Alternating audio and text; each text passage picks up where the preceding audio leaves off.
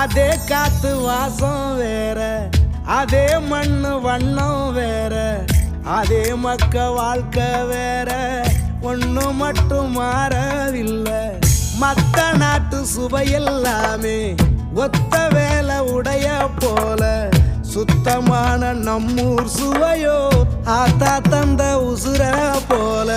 மூட்டி பாசம் கொட்டி சமைச்சது திண்டுக்கல் தலப்பா கட்டி, நெய்யூத்தி நேசம் கொட்டி இழுக்குது திண்டுக்கல் தலப்பா கட்டி.